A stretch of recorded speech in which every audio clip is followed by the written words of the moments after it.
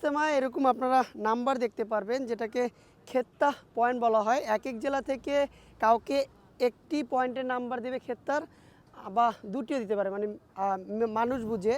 আর এই যে আপনার নাম্বার দেওয়া আছে, এই যে শুকাচ্ছে নাম্বার, এই নাম্বারগুলো হচ্ছে মসজিদের খেত্তার নাম্বার।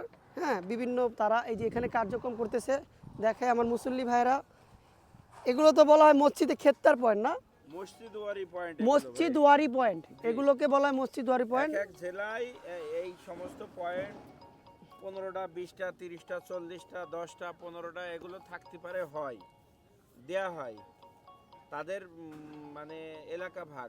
কোনো জেলার 5টা মসজিদ, এই 5টা থানা আছে, 4টে থানা আছে, এক এক থানায় এই পয়েন্ট দেখা যাচ্ছে আপনার কিছু না হলেও 5টা পড়বে, 6টা পড়বে, 2টা পড়তে পারে, 3টা পড়তে পারে, 5টা পড়তে পারে, এইভাবে তাদের ভাগ করা হয়, জায়গা ভাগ করা হয় না, মাঠের জায়গা বা সীমানা ভাগ করা হয়।